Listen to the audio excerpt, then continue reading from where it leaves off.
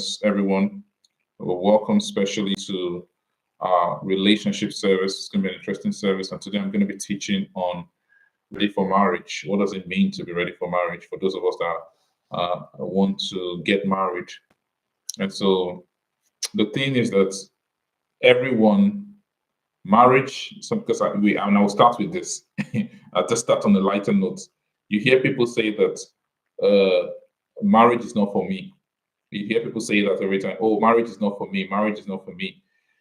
Marriage is not for you if you're ready to abstain from all forms of sexual intimacies. Then marriage is not for you. If you have a boyfriend, you have a girlfriend, marriage is for you.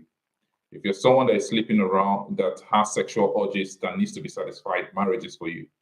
And so let's not use the idea of marriage is not for me to then say that I'm not ready for marriage, but you're having sexual intercourse. That's not it. And so marriage is for you when you have all of these desires. You need company, you're dealing with, all of those things. Then marriage is for you. You need to get married, so that's what it is. And don't say marriage is not for you, but you have a boyfriend. Marriage is not for you, you have a girlfriend. Marriage is not for you, you're having casual sex. Marriage for you, not for you, you're doing I love you, I don't love you, love me. No. Marriage is for you as long as you have all of these things going on. The question is not whether marriage is for you. The question is, are you ready for marriage? And that's what I'll be teaching today. It's not about whether marriage is for you. As long as you have the desire, all of these desires that I spoke to, sexual desires, intimacy desires, and all of that, then marriage is for you. The question is not whether marriage is not for me. The question then is, am I ready for marriage? And so let's break this norm that people say, oh, I don't want to get married, but you're cohabiting. I don't want to get married, but you're enjoying the privileges of marriage outside the confines of marriage. Once you are enjoying the privileges of marriage outside the confines of marriage, then marriage is for you. Anyone enjoying the privileges of marriage outside the confines of marriage needs to get married. So that's very, very important. Very, very important. So let's get right at it. How then do you know that you're ready for marriage? It's not a question if marriage is for you. It's now at what point do you know that you're ready for marriage as a believer, as a Christian? As a Christian, how do you know that you're ready for marriage? This is what we need to teach. This is what I'm going to be teaching today as a believer. So the first step for you to begin your journey to be ready for marriage really starts with your relationship with God. Do you have a relationship with God? That's the first step as a believer. Do you have a relationship with God? If you have a relationship with God, because there can be no Christian marriage until you've developed yourself to the extent that you have a personal relationship with God. And so, for anyone that wants to get married, they must first develop their relationship with God. You must be born again. You must have a working relationship with God, a relationship where you are able to hear from God, you're communing with God, you're fellowshipping with God, you're building that relationship. You have a good, solid relationship with God. That is what it means, it starts with that. If you're still struggling with your relationship with God, you don't know more, you're just there, you're still struggling, you're not ready for marriage. Forget about marriage. Focus on finding yourself in God. Your relationship with God has to do with you finding yourself in God. You have to find yourself in God. And so it starts with that. It starts with that. So your relationship with God is important. You must build that, establish that, have a firm working relationship with God. Know God. Do you know God as a father? Do you know God as a father? You have to build on that. So these are some of the important aspects, that must be established as you move on your journey to get ready for marriage. Someone that is still struggling with their relationship with God, with their spiritual, you should really focus, because let me tell you something. When you get married or you're going to get married, it comes with a lot of challenges.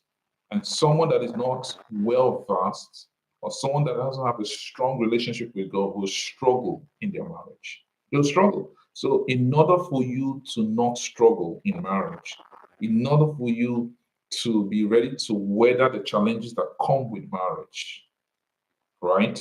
You need to establish yourself to the point where you are strong, at least enough to face the challenges that come with marriage. Marriage is a beautiful thing.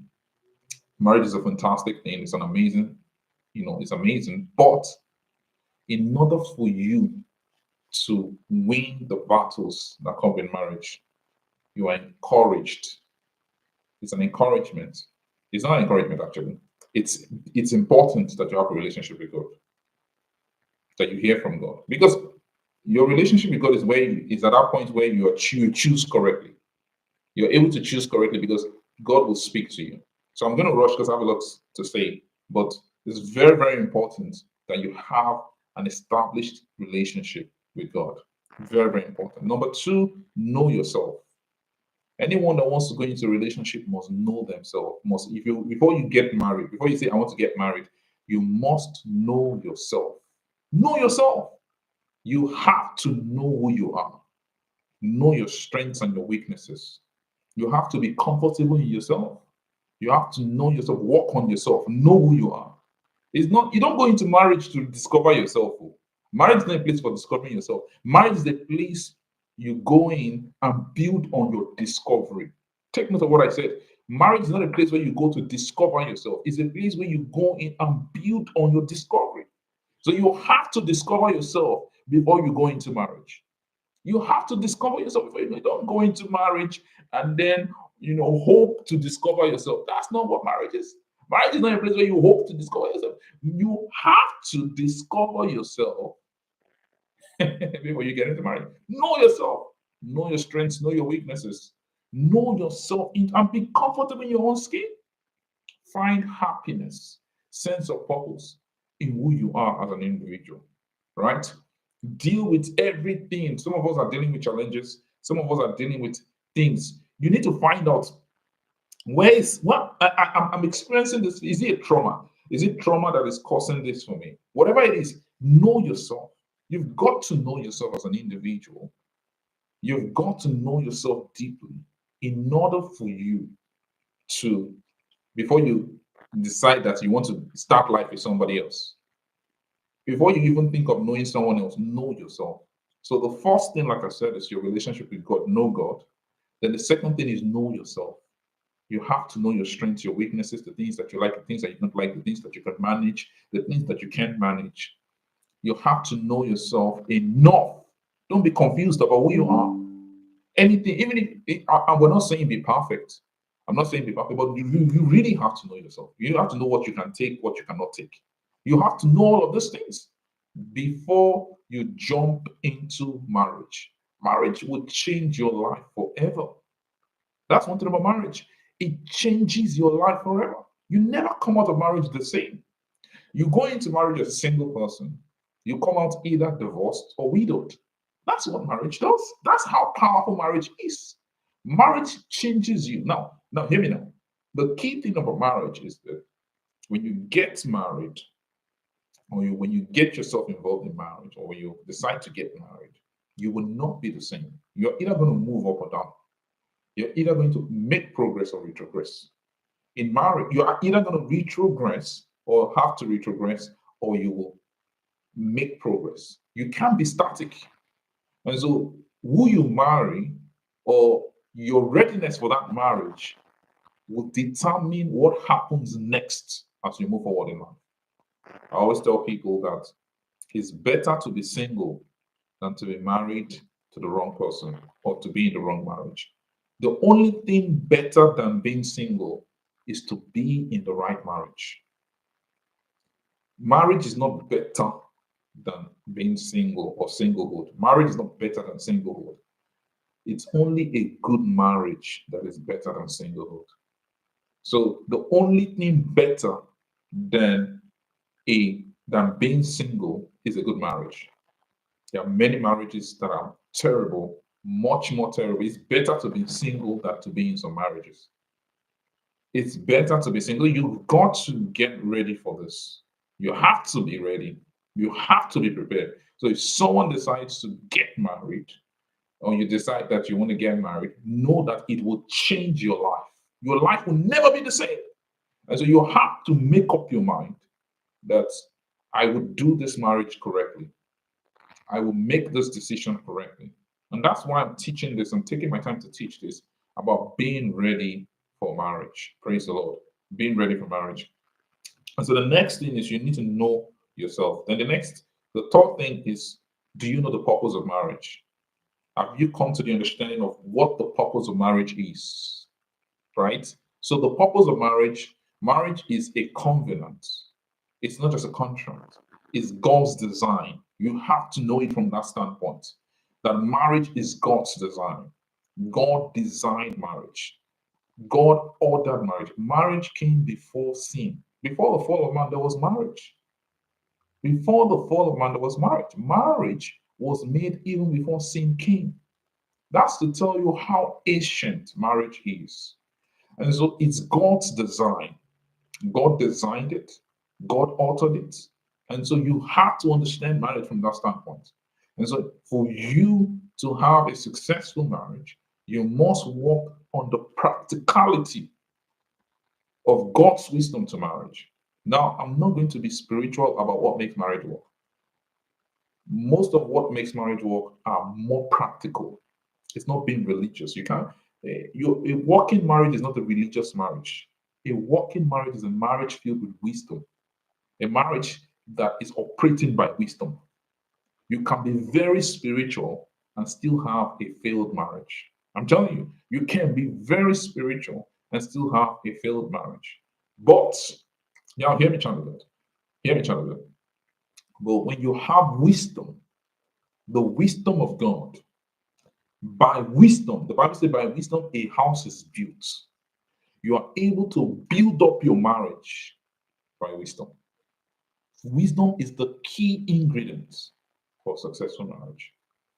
It's not being religious. It's not about praying 60 times a day and all of that. No, it's about the practical, getting the practical wisdom for what makes marriage work. So you have to know what marriage is and operate by the wisdom from above. The wisdom from above. By the wisdom from above, you are able to have and sustain a wonderful marriage. I'm praying for everyone in this meeting. I'm praying for everyone in this meeting that the Lord Himself, the good God, the gracious God, the wonderful God, the amazing God, will open your eyes and fill your heart with wisdom for a marriage that works. Your marriage will work in the name of Jesus. And so you need to know the purpose of marriage. What is the purpose of marriage? Marriage is really God's design of helping or bringing people together, man and a woman together, to help themselves fulfill God's purpose. That's what marriage is. It's a union. It's God's union where a man and a woman come together to fulfill the purposes of God. So you see what marriage is. Marriage is to glorify God. The both of you are coming together to fulfill the purposes of God and to glorify God.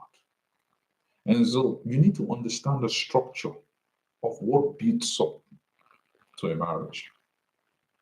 What we have today is people want to get married, and the first thing that happens before they get married is they build physical intimacy, and they want to build a successful marriage on physical intimacy. It doesn't work. A successful marriage will start with spiritual intimacy. It starts with spiritual intimacy. Then you build on it with intellectual intimacy, then social intimacy, or physical or emotional intimacy, and then you have the physical intimacy. The physical intimacy is what happens in the marriage. Every other thing you build it up until the marriage. But here's the thing: the foundation of that marriage must be spiritual. The spiritual intimacy is key, it's the foundation. But right after that, the intellectual intimacy. That's the place of wisdom. That's the place of wisdom, understanding, connect. When the both of you connect in the place of wisdom and understanding, And then you move to the emotional, social intimacy, and then the physical intimacy. So the both of you must connect. You must be mature spiritually. That's why I started with spiritual, then intellectually. You must also be mature emotionally, socially, in order for you to get yourself ready for marriage.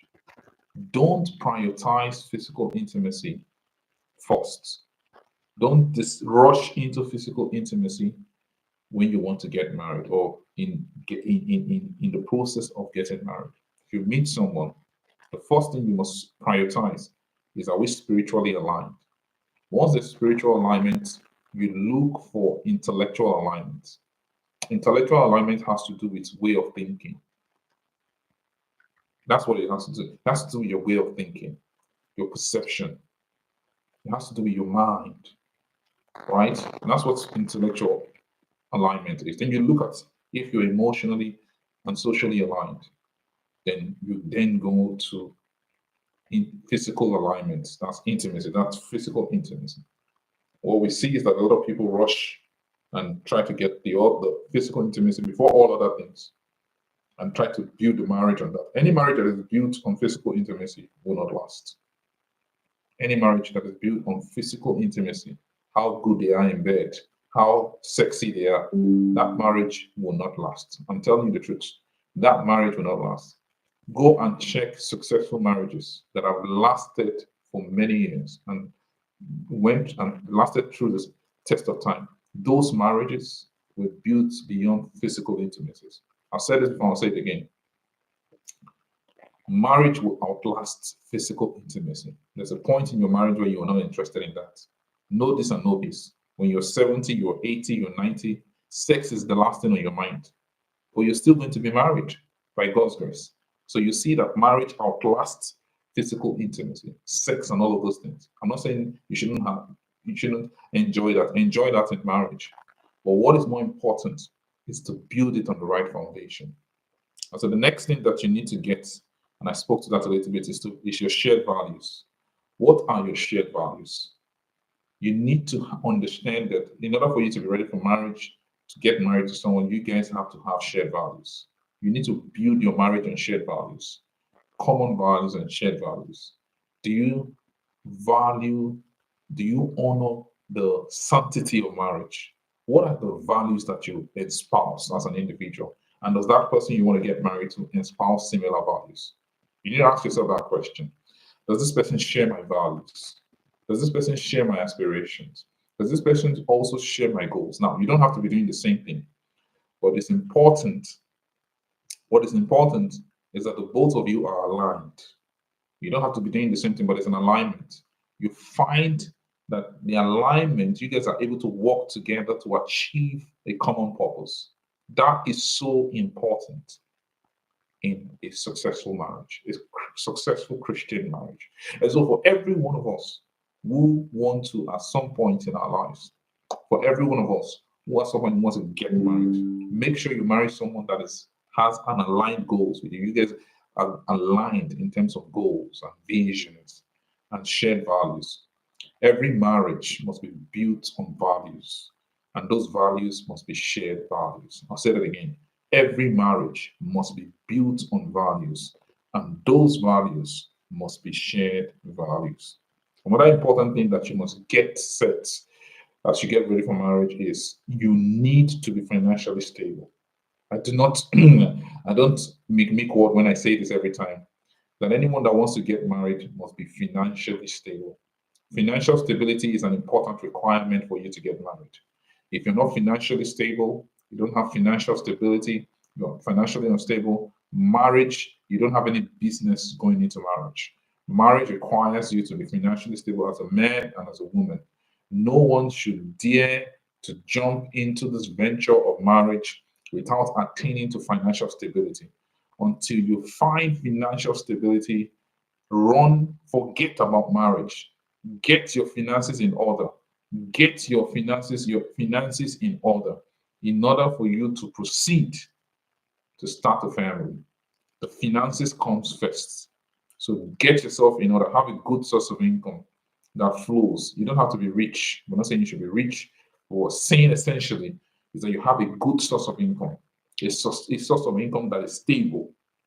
You've gotten yourself stable. So it's not as you need to build yourself enough to be able to create value that people are willing to pay for. Then you talk of marriage. Don't jump into marriage as a jobless person. Don't jump into marriage or think about marriage without any sources of income. No, that is not for you. So what you need to have a successful marriage, what you need to have a successful marriage is you need to have established yourself in order for you to have some level of financial stability. Marriage is not a rescue mission. You don't want to be a financial burden to your spouse. The both of you must have something you're doing. You must have something, and not just having financial stability, but also having financial plans. But that you can work out as you continue in the marriage. But not just say we have financial plan. You have that stability, but the financial plan. There's a lot of financial intelligence that you've acquired. I'm going to speak to that shortly. But it's very important that as someone that intends to get ready for marriage, in the process of getting ready for marriage, you need to sort yourself financially. Get your finances sorted before you think of marriage. Get your finances sorted before you think of marriage. It's very, very important. And so you have to be financially independent. You can't be financially dependent and you want to get married. No, that's your misplaced priority. Financial independence first, then marriage next. Don't say, oh, Michael will sort it out. No, no. Try to sort it out. Sort out your financial independence first before you decide to get married. And this goes both for men and women. It's not just men. Men need to be financially sorted. Women also need to be financially sorted. Marriage is a union of two equals. Both of you are coming together and you're coming to as partners to build up that marriage. And so no one should be a burden to the other person from a financial standpoint. You must be contributing something. Very, very important. The next point which I want to speak to is dedication to growth. You have to be committed to growth, dedicated to growth. See, marriage, two things will happen in marriage. Is either you grow together or you grow apart. The person you marry in 10 years is not the same person. In 15 years, they're not the same person. In order for you to sustain that marriage, the growth of that marriage, you must grow together. You need to make a decision that we're going to grow together. I will grow together with my spouse in this marriage. You have to grow together. Make that decision that we're going to grow together. You will grow together with your spouse. That's what you do in marriage. And so you make that decision that I will grow together with my spouse. That's what marriage is. And so you've got to have a commitment to grow. Grow. Don't leave your spouse behind. Don't allow your spouse to leave you behind. You guys are you're building yourself up together. You're growing together because you will grow. You can't be stagnant in a marriage. But at this point in time, you're committed to the growth together, not on your own, but together, making sure that your partner is growing with you. That's what happens in marriage. And so I really want to encourage every one of us. I want to encourage every one of us. You know, how do you know that you're ready for marriage? Is when you're committed to your own personal growth and the growth of your partner. If you're committed to your own growth alone, you're not ready. And it's good to be committed to your growth. But when you get to the point where you're committed to the growth of your potential partner, then you're ready for marriage. Because you don't just want to see yourself succeed, you want to see them succeed. You don't just want to see yourself grow, you want to see them grow. Because the both of you are going to be one. So when you get to that point, or you're with someone that shows a sense of commitment to your growth, and you show a sense of commitment to their growth, then you're ready for marriage. So it's very, very important to take note of that. Another key thing is important skills. Important skills. You must have some important skills in order for you to get yourself ready for marriage. One of them is financial intelligence or financial skills. Knowing how to manage your finances is very, very important. Communication is key and important. Communication skills. If you have poor communication skills, you might not do well in marriage. You need to be able to communicate well, communicate your thoughts, your thinking. You need to be able to communicate ideas. You need to be able to communicate your concerns in a way that is not condescending, in a way that does not destroy but builds. These are some things that you need to know. And if you don't build these skills, before you get into the marriage, it will be difficult. Of course, we're not saying you should be perfect, but there must be some intentionality to it. And so these skills are important. You need to build up these important skills that are required for you to have a successful marriage. And so you need to be a good communicator, to communicate your concerns in a way that builds, give your criticism in a constructive way, not in a way that brings down. Some people don't know how to, give criticism without being aggressive. Marriage is not a place of aggression. You can't be in a marriage and you want to say your concerns and you're aggressive, you're abusive, you're insultive. Some people can't just correct without abusing. You're not ready for marriage. You want to correct your spouse and you're abusing them. You want to speak to your spouse and you're talking to them anyhow. You're not ready for marriage. You're not ready until you have learned how to speak in a way that builds up. You have learned how to communicate in a way that edifies. You can actually speak to your spouse about something without bringing them down. Without bringing them down. That's what happens in marriage. Marriage is a place because if you start saying things to your spouse, you're going to build up resentment. There'll be a lot of hurt and pain and anger build up and all of that. Before you know, things just start. Things just start. Uh, things just start. Things just start. They don't just start working well.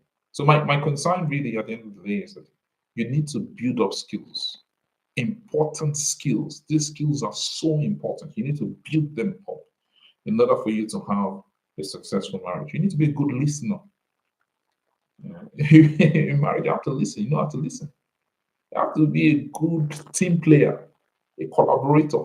So these are important skills. You can't be a solo person and you want to succeed in marriage. So these skills, there's so many skills. I probably should teach on skills, important skills you must have. I should teach that. That's a teaching on its own. Important skills. These are like core skills that you must possess before you get married or you're married. So these skills, communication skills, conflict management skills, team player, all of these skills, emotional intelligence, you need all of these core skills in order for you to get yourself set for marriage. So these are very practical things. It's not about praying. You can be a tongue speaking, you can be a very religious person.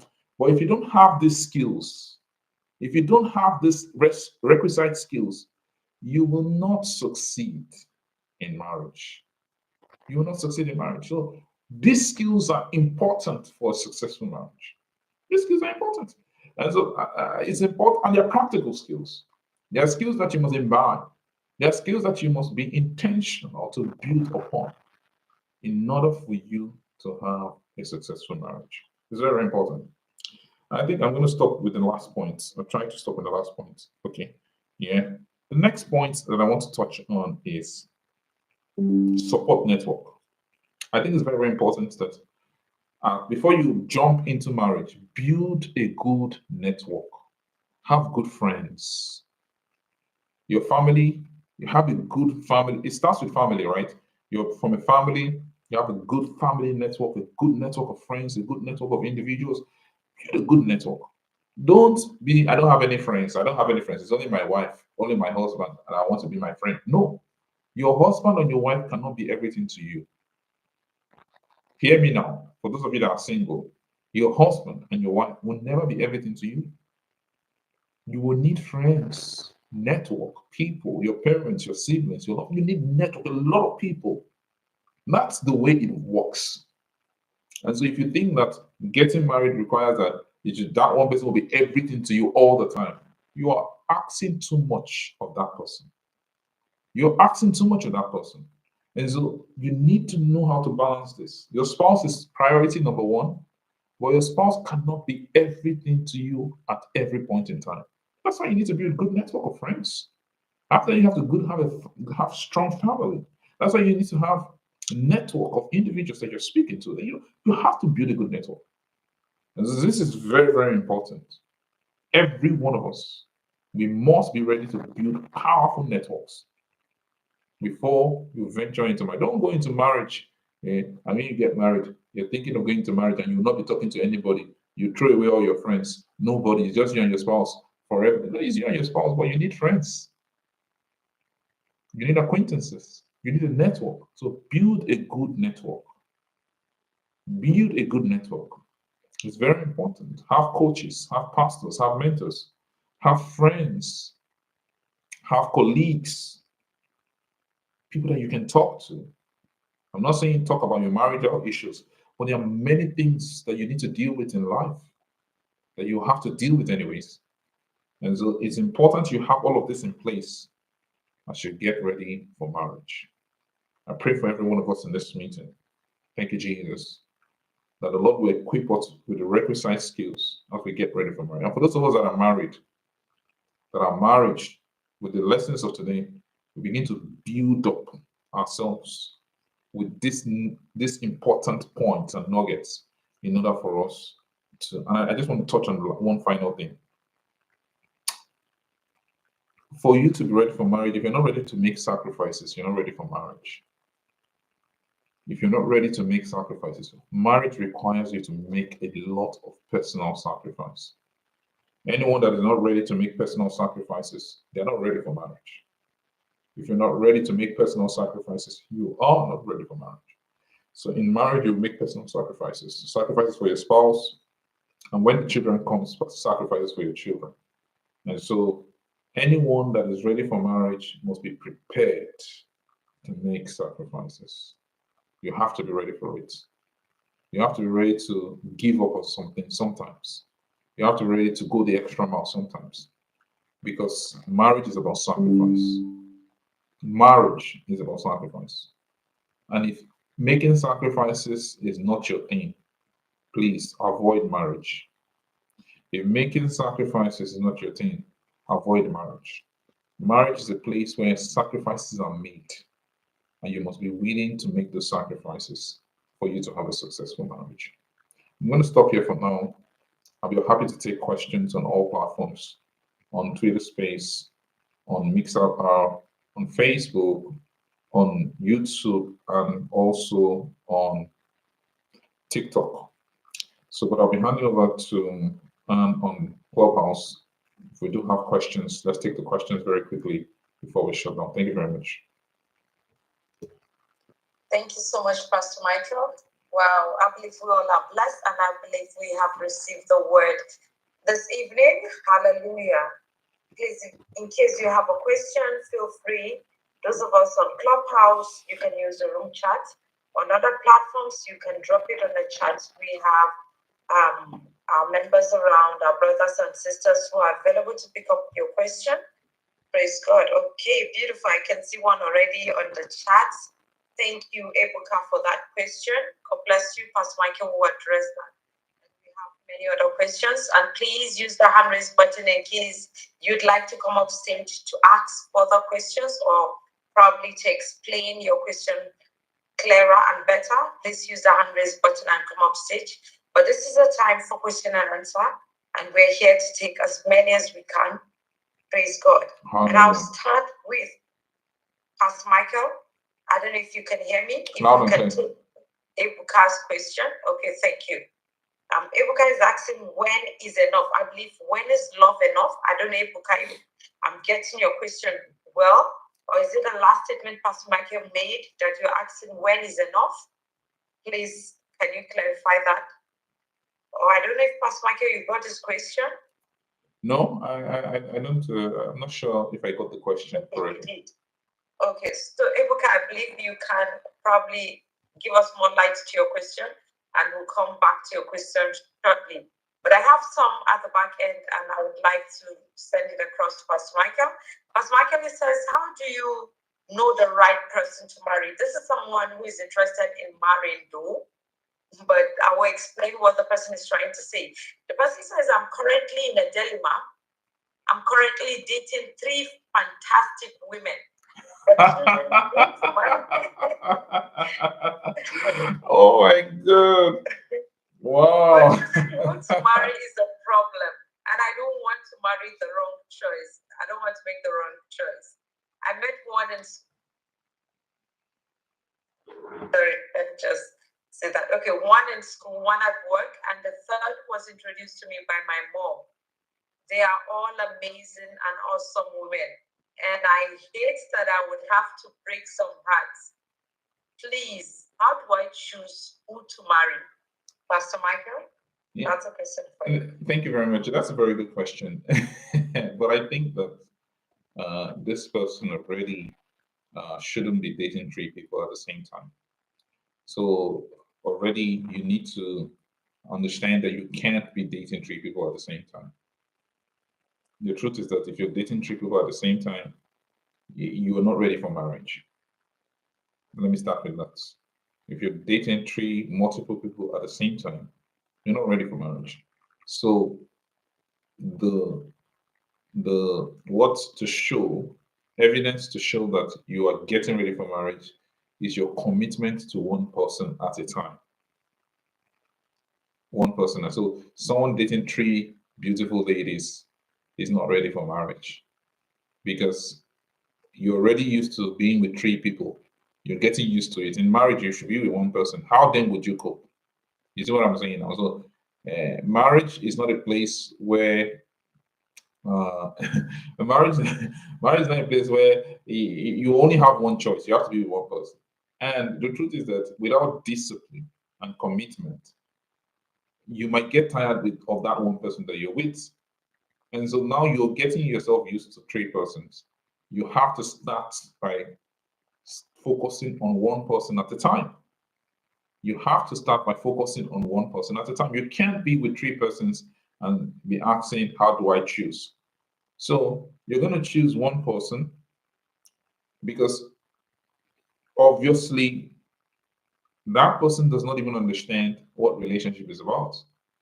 Relationship must be with the intention to marry. Relationship must be with the intention to marry. Being in relationship with multiple people, you cannot marry multiple people. Well, once you have it at the back of your mind that I'm in a relationship because I want to get married, you will be with one person at the time. And that person, you say, okay, I'm in a relationship with this person because I have the intention to marry this person. I'm not saying you must marry them, but the intention is to marry them. So I just want to encourage that person.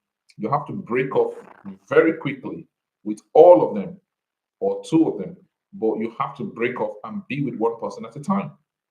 And you're only going to go into relationship because you want to get married. That's your intention. Your intention is to get married. You're going to a relationship. So relationship must be your intention to marry. Don't date because you want to date 3 beautiful women, you want to date 5 beautiful women or 5 handsome guys. No, relationship is I want to get married, and so I'm going into a relationship with this person with the intention to marry this person. I want to know this person all. But that's what relationship is. Anything short of that is an abuse of relationship. So I want to encourage that person to very quickly. I want to encourage that person to very quickly make that decision to understand what relationship is about, break off relationship with the 2 other ladies or all of them or whatever, and focus on one person at a time. And make a decision that you want to be with one person, and that person is that person you want to get married to. And once you're in that relationship, within a year, you should know if you want to marry that person or not. That's the way I teach it. I teach this. This is what I teach. So relationship is not for a long time. Within 1 year, you should know I want to marry this person. Yes, I don't want to marry this person. No. Once you decide that you want to marry the person, then go ahead and begin the process of getting married. And so if you are not ready for marriage, don't go into a relationship. I know this one is tough. If marriage is not in your plan, you're not ready for it. You don't need a relationship. What you need are friends. Have good friends. Have friends. female friends, male friends.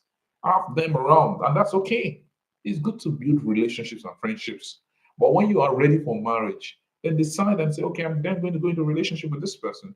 And the both of you will have an amazing time for 1 year, 2 years max, and decide if you want to get married or not.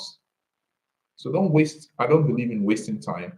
We don't wait. We're not built for going from one relationship to another. There's a greater purpose to our lives. And so as individuals, we make that decision. As individuals, we make that decision to go into a relationship because we're ready for marriage, and we believe that this person has a potential, or there's a potentiality for us to get married. And after 1 year, you should be able to conclude and decide absolutely if you want to get married to this person or not. And if after 1 year or a year plus, you decide that this person you want to get married, then get married to the person. I don't believe in eternal relationship. I don't teach it, and I don't believe it's in it. I believe relationship must have a lifespan, and relationship must be with the intention to marry. Yeah, thank you very much. Thank you so much, Pastor Michael. Wow, thank you so much.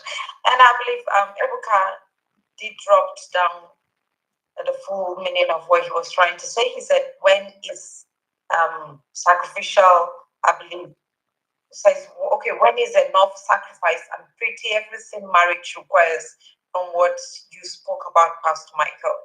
I don't know if you got his question well, because I'm not sure I do, but I understand that he's asking, when is the sacrifice enough? Yeah, I understand the question the person is asking. He's asking, when is the sacrifice enough?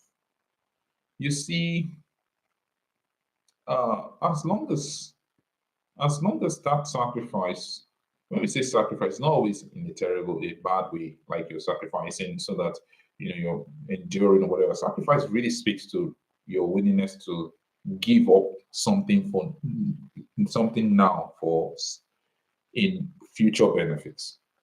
Right? That's what sacrifice is. You're giving up something, you're just giving up something that's important to you, most likely for a future benefit. So as parents, we need to sacrifice for our children.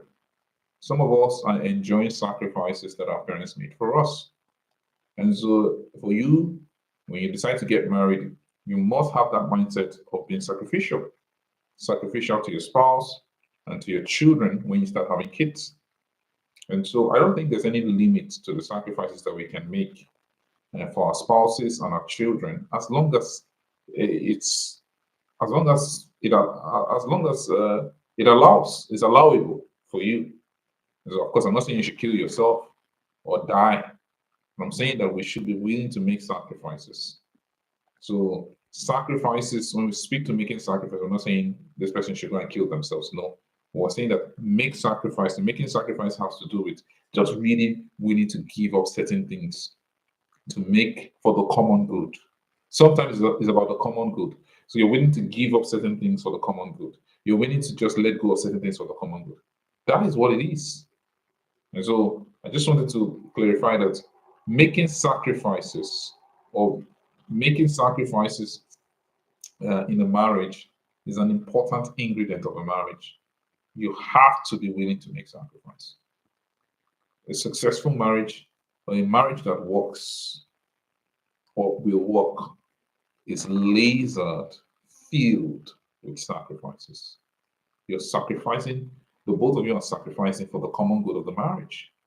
Sometimes you have to sacrifice things that you are used to for the marriage to work. It's for the common good. And so I always, and I want to say this, that the sacrifice should be mutual. It shouldn't be one person making all the sacrifices for the marriage. Both parties, the husband and the wife, must be making the sacrifice for the marriage together. It's very, very important. Yeah. Thank you very much.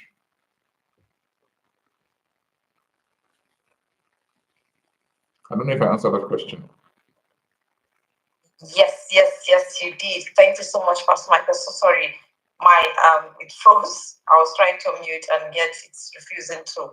Okay, so yes, we have other questions. Please, family, in case you have a question, I'll just refresh the room by encouraging you to drop your question on the room chat, or you can use the hand raise button and come up stage and ask your question. We have another amazing question at the back, and then it says, Good evening, Pastor Michael. My girlfriend parted ways with me a year ago. Okay, no, sorry, 4 years ago because I was not financially stable. Though we remain friends and still check on each other once in a while, now things are better and my old flame with her brought us together again. Is it ideal to marry her? Pastor Michael, I don't know if you got the question. Yes, can you ask that question again? Okay, yes. So this is someone asking, he dated a girl 4 years ago. Yes. And they were not together anymore because he wasn't financially stable to carry the relationship further. Yes. But now he is, and the flame is back. Is it advisable for him to marry her because she's interested now to marry him? Yeah, but I don't think that if you're not financially stable, you should be in a relationship in the first place. I've said this before and I say it again. Relationship must be with the intention to marry. And so anyone that decides to go into a relationship must have the intention to marry. And having the intention to marry means that you must be financially stable or have some financial stability in order for you to embark on that journey of marriage. Marriage requires finances. You must be able to finance your marriage. I'll say that again. You must be able to finance your marriage. And so, what that means is that anyone that is going into a relationship has the intention to marry, and therefore they are financially stable. If you're not financially stable yet, you're struggling financially, I don't think you should be doing relationships. I think I'll encourage you to do friendships, build amazing friendships, but forget about relationship. You don't need it. You don't need relationships when you are still struggling. You don't need it.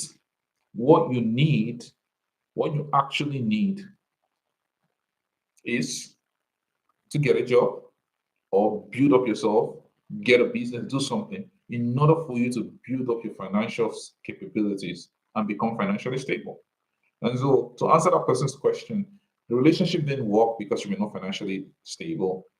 And I think that's natural, right? It's a decision for you. You can decide to, marry that person if you want to, if you feel that person meets all the needs or all the requirements and you get feel aligned. It's not so much about the person wasn't there for you 4 years ago when you were broke and all of that. Now you have so much money and the person is coming back and all of that. I think for me, what I'll be looking out for is I hope that this person is also financially stable, that they're not becoming, that this is not a rescue mission. So it's not about you being stable. You have to be sure that is this person also financially stable? So this person has this person grown financially as well? Has this person grown spiritually, intellectually? Is this person matching my energy? Those are the things you should look out for. And so if that person is struggling financially, as you were struggling financially, and now they found out that you're not struggling financially again, and they want to hook up on you, that's a rescue mission. That's not a marriage. Think about it. So I want you to check: has this person made progress like you have made progress? Has this person moved forward as you have moved forward? If the person has not moved forward, is not making any progress, is not, the person is still struggling back where they were, they're not ready for marriage. I've said this before, I'll say it again. If you're not financially stable, don't forget about marriage. Leave marriage alone. Focus on building your capabilities for financial stability. So when you have done that, you will enjoy. And when I talk to young men, I tell young men, stop chasing women. Leave these women alone. Leave these women alone. Chase the bag. Chase the bag. Focus on building yourself as a man. When you build yourself as a man, you will find an amazing woman to marry. You're a young man, you're struggling, you're struggling and you're also struggling again with women. You're a young man, you're struggling financially and you're struggling with women. They will not like they will not look at you. They'll be doing shakara for you. You'll be heartbroken. All the ladies are breaking your heart. They're breaking your heart because they can't see. They're not seeing what they're looking for, and you're just chasing with a little, strength that you have. Leave these ladies alone. Focus on building yourself. Focus on growing yourself. When you have built up yourself as a man, you'll be amazed that a woman is there positioned for you to grow with you. So I don't really personally think that, this is something I don't teach personally. I don't think that when you're not financially stable, you should be thinking of marriage. Marriage is for the financially stable. Full stop. Marriage is for the financially stable. If you're ready for marriage, please make sure she's financially stable. If she's not financially stable, let her attain to financial stability, then you guys can get married. But it's your choice. If you think you can want to get married to her that way, that's your choice. But what I teach is that both parties must be financially stable before they get married. That financial stability, I think, is very, very important, you know, especially in modern marriages. So that's what I teach. So the person can decide, please, but make sure that this is not a rescue marriage. It's not a rescue mission. Marriage is not a rescue mission. I've taught this countless times. I've said this many times. Marriage is not a rescue mission. So you're not rescuing someone from financial problems, from loneliness, and all the ness. You're not rescuing anyone. Marriage is a union of equal partners coming together to form a partnership, a union, where they work together to build together. That's what marriage is. And so when one person is rescuing the other person, it can be a problem. Thank you.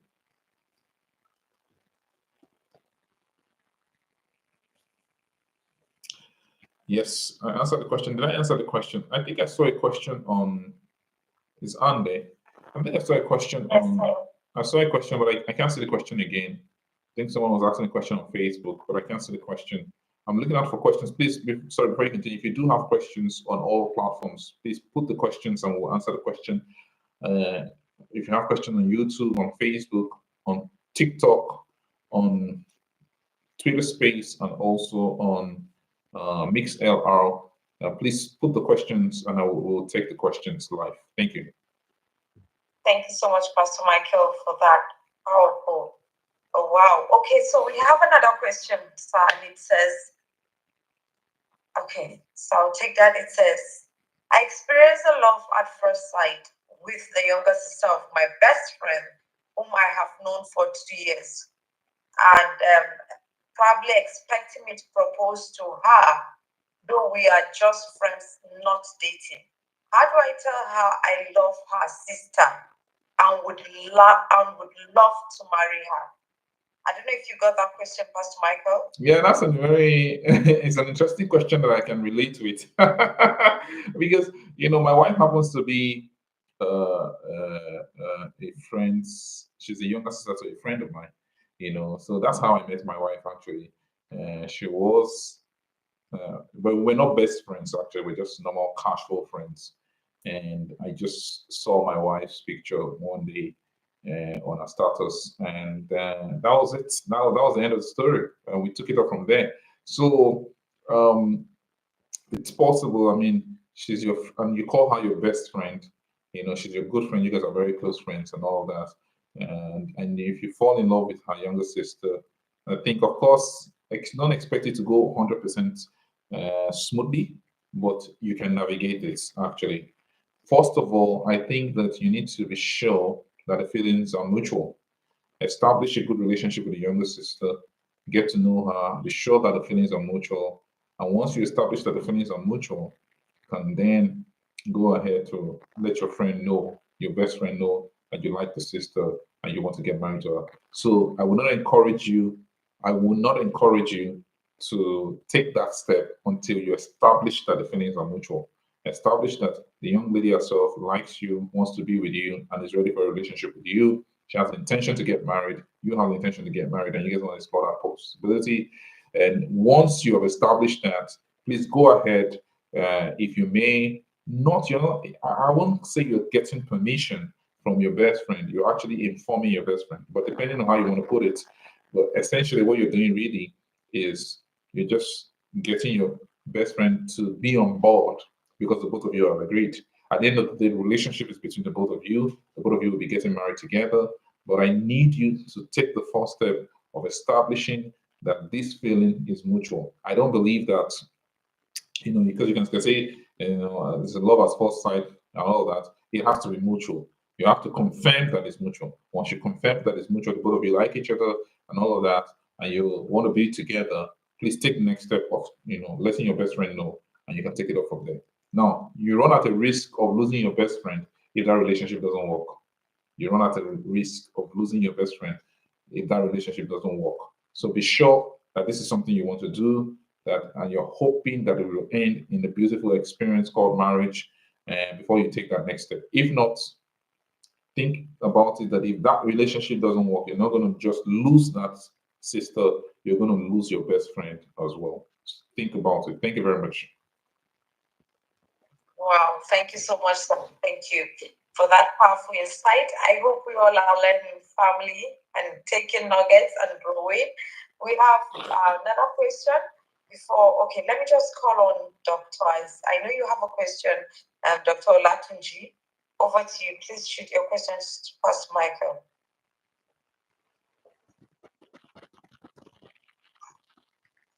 Hello, Sister Anne, Pastor Michael, and everyone in the building this evening. Good evening.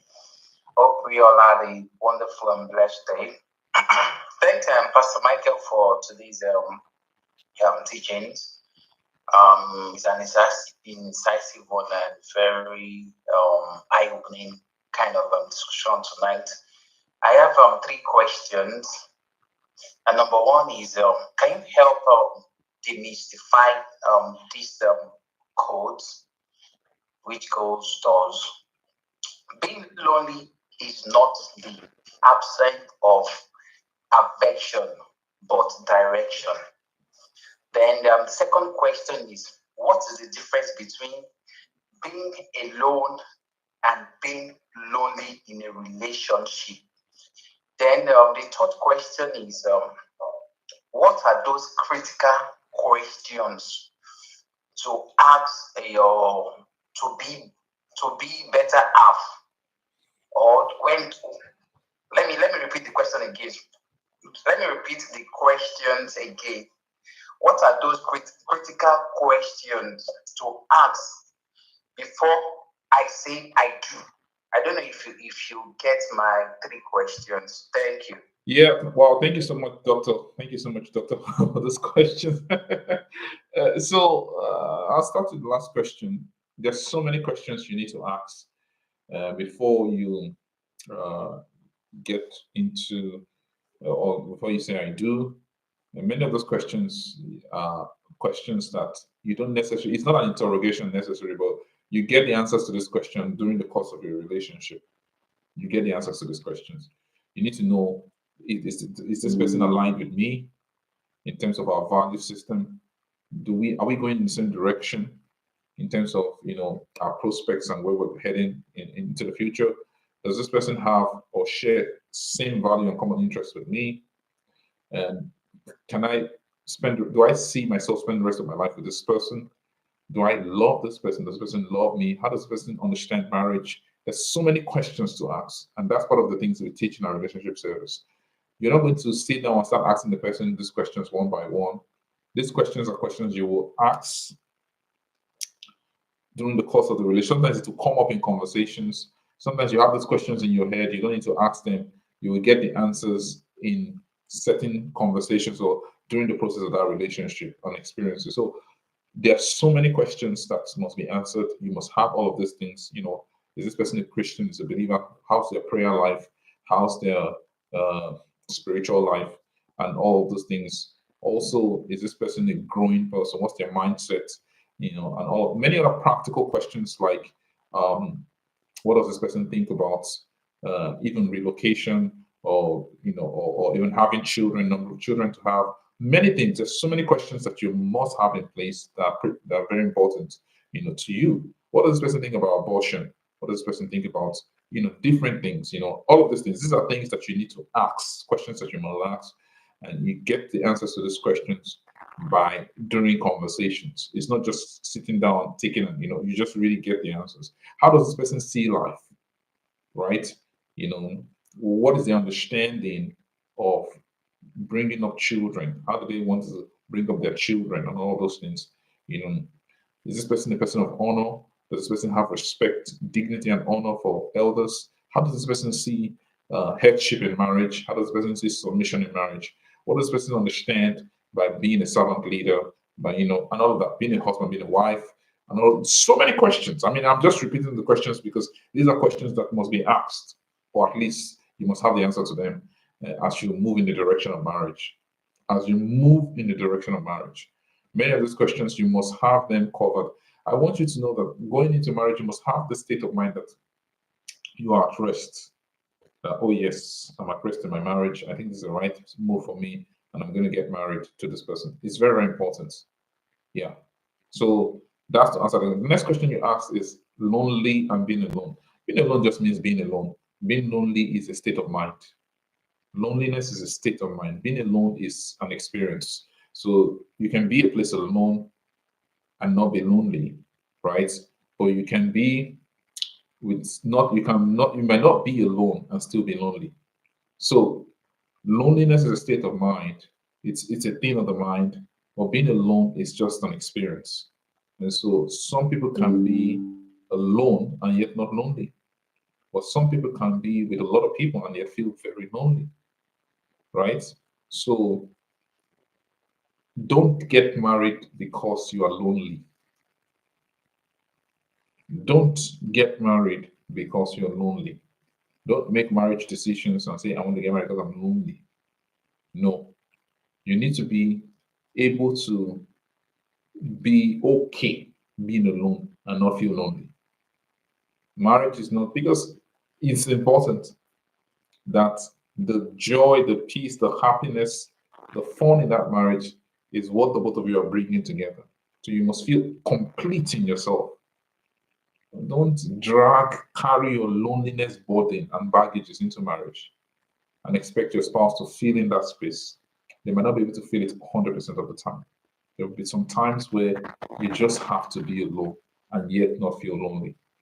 So marriage is not, don't jump into marriage because you are lonely. It's very, very important because sometimes you'll be alone and yet you won't feel lonely. That companionship in marriage, that companionship in marriage is best when the both of you come complete. Don't come with the loneliness burden. As after all, marriage is for it's for companionship. Don't go into marriage with the loneliness burden. Write it down. When you see someone carrying loneliness burden into marriage, it will weigh that marriage down. Deal with the loneliness burden as a single person. Deal with it as a single person, so that when you get into marriage, the both of you together will nurture your companionship, build it up, and be able to have beautiful times together. I'm not. I'm a married person myself, but I spend a lot of my times, not most of, and I'm not saying it because it's a good thing, but I spend a lot of time alone. I spend a lot of time alone. Sometimes I'm praying, sometimes I'm studying, sometimes I'm walking, I'm doing some work. Time alone. I'm married. So in this thing, you have to something to. Of course, it's good to be with your spouse. I'm not saying you should not be with your spouse, and it's very important that you're always with your spouse and all that. But you have to be able to find purpose. Yeah, and it's the place of finding your purpose that sometimes you just have to be alone and yet not feel lonely, right? So loneliness, the burden of loneliness must be lifted. It's not lifted. Marriage is not solving the burden of loneliness. You have to deal with it. So when you guys come together, you enjoy each other's company. And sometimes when you're not together, you still enjoy each other. You're not feeling lonely. Still. It's very, very important. Yeah. Thank you very much. Thank you, Pastor Michael. Doc, I don't know if Pastor Michael covered up all your questions. Oh yes, there's one question he asked. The first question, I just remembered. What was that first question? If you can repeat it again. Can you hear me, Pastor Michael? And understand? Yes, I can hear you. Yes. Okay. The first question is a quote, and it goes thus: "Being lonely is not the absence of affection, but direction." Can you help demystify that. You see, I mean, that's powerful. I love that. It's really the absence of direction, right? Because it's not the absence of affection, it's the absence of direction. That's why you have to, and I teach this every time. Before you get into marriage, you need to find your purpose. Marriage is not a place where you find your purpose. Marriage is a place where you begin to fulfill your purpose. Not begin, you actually continue fulfilling your purpose. Not just begin. You continue fulfilling your purpose. So before you get married, ask my wife. When I was about to get married to my wife, I told her that, I needed to know that one. It was important that I knew where she was going and direction. She was like, what kind of questioning is this? So, well, where do you see yourself in 10 years? What are you here for? These are questions I asked her. I needed to know. Because sometimes somebody's just here, you don't even know the person doesn't know what you marry a purposeless person, two purposeless persons come together to have what? A purposeless marriage. Two purposeless persons come together to have a purposeless marriage. So you have to have your sense of purpose, and the both of you have a strong sense of purpose. What is actually happening is purpose alignment. What is happening in marriage is what we call purpose alignment. So the both of you know your purposes. I know my purpose, my wife knows her purpose, and we align our purpose together. That's what happens in marriage. Purpose alignment. And when you get married to someone who doesn't know their purpose, you don't know your purpose, the person doesn't know your purpose, both of you are coming together, you don't even know what you're doing, you're just confused and all that. It's called a purposeless marriage. And so God has not created us for a purposeless marriage. We must, have a strong sense of purpose when as you go into marriage. And marriage is not that place where you find your purpose. I'm not saying that. I mean, there are so many people that don't necessarily have a glimpse of their purpose and they got married. But I'm speaking to single people. If you're single, before you get married, please have a grip of your purpose as you get married. For if you're single here and you don't have a grip of your purpose yet, sorry, if you're married here and you don't have a grip of your purpose yet, the both of you can start working it together to, find purpose. But for those that are single, it's best to find purpose and align yourself together. It's called purpose alignment. Align yourself together in the place of your purpose. So when there is strong sense of purpose, there will be no issue of loneliness. There will be no issue of loneliness. When there's a strong sense of purpose. I'm not trying to say that. I'm not trying to say that you shouldn't spend time with your spouse. Always, I think, treasure the times that you spend with your spouse. I try my best to spend a lot of time with my spouse as much as I can, and because it's important. These are cherished moments. You have to spend this time with your spouse. But my key point is that, let's not use the excuse of loneliness and to always become too clingy with your spouse. You become too clingy or too attached, and you just make the whole thing so messy and all of that. Now, when your spouse is not there, then you lose direction. It means that you have no direction in the first place. So when you have a strong sense of direction, the both of you are going to help yourselves navigate your journey towards purpose or in purpose. That's what you do. You see, and I say this every time, marriage is a beautiful thing. Marriage is a beautiful thing. Marriage is a beautiful thing. But you have to find the right person, number one. And the both of you have to put on the effort to make marriage work. If you don't put the effort, it will not work. Oh. It takes a lot of work for marriage to work. I'm telling you guys, it takes a lot of work for marriage to work. You have to put in the effort. You have to make sacrifices. You have to forgive. You have to endure sometimes. There should be long suffering and forbearing sometimes. Marriage takes a lot of, and you see, and I say this every time. When you are with the right person in marriage, the challenges of marriage will be fun for you. I'm telling you. Because don't expect that there will be no challenges in marriage. There will be challenges in marriage. But when you are with the right person, the challenges of marriage will be fun for you. It will be fun. You guys will go through those challenges and you will not even know.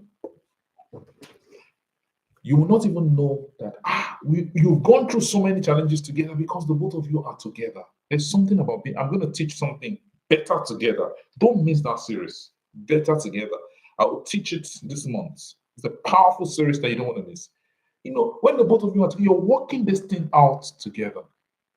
You're working it out together. You're committed to this work together. So you're working it out together. You have to be willing to put in the effort. Sometimes, you have to let go of some things in marriage. You have to let go.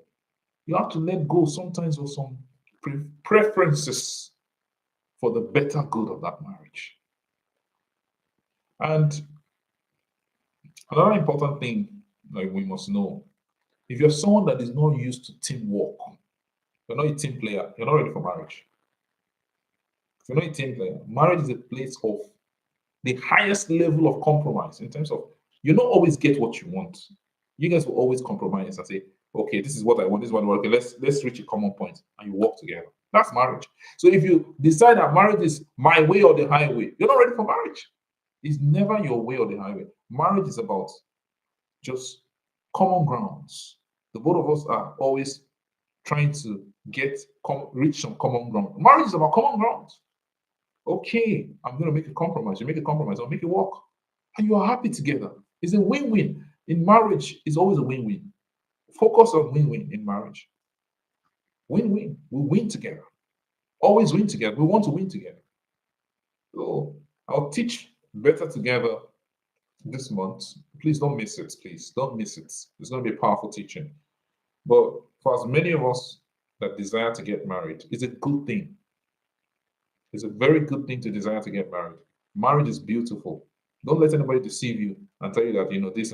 Marriage has its advantages. And enough for you to enjoy the advantages of marriage. Marry the right person, number one, and then put in the commitment to make it work. If you want to enjoy the advantages of marriage, marry the right person, number one, and put in all the necessary efforts to make it work. You will enjoy your marriage. I pray for every one of us in this meeting that our marriage will be sweet. In the name of Jesus. Thank you, Father. In Jesus' name. Thank you very much. Do I have further questions? I think I see some questions on Facebook. And I see I think 2 or 3 questions of it. I don't know if we can pick it up. I can't read everything because it looks like it's a bit of a long question. But if we can get those questions on Facebook, someone's asking questions on Facebook as well. Yeah. Okay. And we do have some on the room chat here on Clubhouse, Pastor Michael. I don't know if you can just probably answer those as like a refreshing way of maybe explaining shortly. I can quickly. I think I can see one. I'm not sure. The complaint says, "How do I deal with female partners whose mindset is that her money is her money alone, and your money is the family for the family?" Okay, that's a very important question. How do you deal with that? I think you should have that conversation before you get married. These are some and thank you so much, Dr. Tunji. These are some of the questions you need to clarify on. Is my money our money and your money your money? If you meet a lady that says my money is my money, your money is our money, run for your life, my brother. Run for your life. You're too young for that kind of life. I don't mix words with that. Marriage is not a place where we are selfish with our resources. We must be willing to collaborate, contribute together, and work together. That's what marriage is. And so the finances of the man and the woman are together. You have to see it from that standpoint. I'm not saying that you must put the money together. I'm saying that there must be openness concerning your finances. So, and because some people say, let's have the money in one place. I don't necessarily agree with that. But there must be openness. That openness is important in a marriage. That okay, I know that my spouse has so and so money, and there's that openness towards it. It doesn't mean that you must have it in one place. No, that's no. It's just the sense of openness. Financial openness is important in marriage, and so that also means that the both of you must take financial responsibility for the marriage must be a shared burden. The financial responsibility for the marriage must be a shared burden, in the marriage. It's very, very important. I subscribe to shared burden. I know some people say, our grandparents, you're not your grandparents, you're not your parents. In this day and age, we need to follow the trends that the both of you must be able to sustain your home together. Don't let the man carry the burden alone and die. The both of you carry the burden together, contribute, support each other. It's very, very important. So I don't believe that. I don't believe in this. My money is my money and your money. Don't follow those teachings. Don't follow those teachings. And if you're a young man, make sure you are going to marry a young woman that has the understanding that the resource, the responsibility is shared. Now, I'm going to balance this. What that means is that, everything is shared. So you don't say that your spouse, she's going to contribute financially, but then you leave all of the unpaid labor activities for your spouse and you're not doing anything. You're just sitting down and watching your TV and reading your newspapers and being with the boys as a man. So there's something we call unpaid labor. Unpaid labor is has conventionally been something that women carry. But I think that as we continue to move towards a more modern society, unpaid labor must be shared. This unpaid labor in the home must be shared. It's very, very important. So unpaid labor must be distributed. As your spouse is, as now we see women going into the workforce, it means that women should not bear the burden of unpaid labor alone. Because the both of you are working together and contributing financially towards the family. What that means is that the both of you have to share the unpaid labor.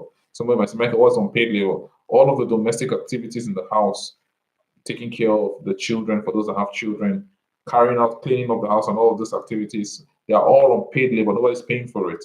And so you have to distribute it. You have to balance it, right? It's very, very important. Don't say it's a woman's duty. It's not like a woman's duty. The both of you just agree and share and distribute and make sure it's working. It's very, very important. So the unpaid labor must be distributed. The financial responsibility must also be distributed in a modern marriage. I don't know if I'm making it clear. It's very, very important. Yeah. So I just wanted to be clarified on that. So your money is not your money alone. It's for the both of you. But also the unpaid labor responsibilities must be shared as well. Now, let me take the next question. As the next question, it says, is it proper to discuss her finances in respect to building the family together, seeing that this is the idea? Yeah, of course. I've just answered that question. Yes, it's proper. It's the ideal thing to do. Please, the both of you should be financially naked. Financial nakedness is very important in marriage, as you're getting married. If you have any debts, please reveal those debts.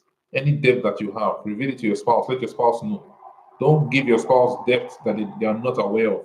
So share the financial burden must be shared, but also full disclosure is key and important. Full disclosure is key and important. So everyone that decides to get married or wants to make a decision to get married must have full disclosure. I don't know how many questions I have left, but I'm just trying to check the time. How many questions do we have left to take, guys? We have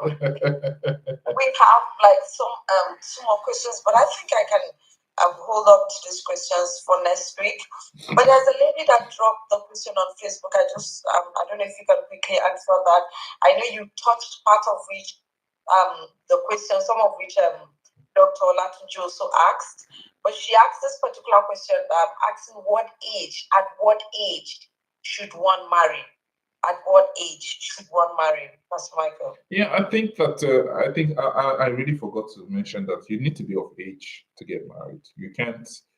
Marriage is not something that you do rush into. You need to be of age. You need to be mature for you to decide to get married. You need to be mature. So marriage is for the mature minds, because don't rush into marriage. Ideally, I think I wouldn't give a specific age, but I would say that once you're mature, you're financially independent, you're spiritually and emotionally, mentally mature and ready for marriage, then get married. Of course, I don't think teenagers are emotionally or mentally ready for marriage. So I don't think as a teenager you should get married. But as you move into your 20s and 30s, I think it's very okay for you to begin to think of marriage as depending on how soon you attain to all of the other requirements that are needed for you to get married. So financial independence is key and important. Emotional stability is key and important. All of these factors must be put in together before you venture into marriage. Don't jump into marriage very quickly because you're in a hurry. Manage yourself. And I want to say this, it's very, very important. I want to say this, that don't rush into the marriage because Michael, I can't hold myself. I can't hold myself. I can't hold myself. I need to join. I need to get married. My brother, my sister, please hold yourself. Hold yourself. Because how you can't hold yourself, marriage is not going to solve it. Oh. I can't hold myself. There's no solution in marriage. I can't hold myself. I can't hold myself. If you can't hold yourself as a single person, I'm telling you, guarantee you, you can't hold yourself as a married person. So I can't hold myself. I can't hold myself. You must learn to get control of yourself before you venture into marriage. It's very, very important. So I think that it's good to enjoy your singlehood. Enjoy being single. Being single is not a disease. It's a good thing, actually. It's a good thing to be single. And during your single days, enjoy it. Make the best of it. Build yourself. Prepare yourself. And the more you are able to maximize your singlehood, the most likely you'll be able to maximize your marriage time. When you're able to know how to make the best of your single days, you'll be able to make the best of your marriage days. Don't live in the future as a single person. Oh, all you're thinking of, or you're living in the future of wanting to get married. No, enjoy this moment, make the best of it. And so that when you get married, you're also able to make the best of that moment. What is actually happening is that people are what is actually happening is that people are living in the future. People that are single want to get married. Guess what? So many people that are married want to get out of their marriages. So many people that are married, they want to come out of the marriage because they miss being single. And but while they were single, they wanted to be married. So make the best of each moment. Prepare yourself, equip yourself, so that when you go to the next phase, you are able to just enjoy the moment. Like I said, it's better to be single than to be in the wrong marriage, but it's better to be in the right marriage than to be single. Thank you. Thank you so much, Pastor Michael. Wow. And I'll just give over the mic for you to close out on other platforms before we take announcements and we round up for today, sir. Yeah, thank you so much. Thank you. This has been a very interesting conversation. I just want to thank everyone for joining us on Facebook, on YouTube, and for the first time we're on TikTok this evening. Really exciting to see, and also on Twitter Space and on Mixer. Thank you so much. This is our relationship service. We're back here again tomorrow at the same time as we continue. Not tomorrow, but next week. But our prayer continues 6 a.m. West African time. Please join us. You don't want to miss it. I just want to encourage, if you're in all of these platforms and you're hearing me and you want to be a part of our community, we have a powerful community for the Spectacular Church community. Please send me a direct message and I'll be able to link you up with our community. Anyone on all platforms, send me a direct message. But on Clubhouse, you have to, you can not just send me, but you can send any of our team members and we'll be able to link you. Please, can we put the link of, yes, okay, we have the link on Clubhouse. Please, the link is there so you can just join our family. Or if you're on all other platforms, please send me a direct message and I will be able to respond to you very quickly. Thank you so much for joining us. The Lord bless you. And I pray that the Lord will continue to bless your marriage, bless your relationships in Jesus' name. Amen. I'll be shutting down on all platforms while we close out on Clubhouse. Thank you so much. Over to you, Ed. Thank you so much, Pastor Michael. Really appreciate you and thank you for the powerful word we all have learned this evening. I encourage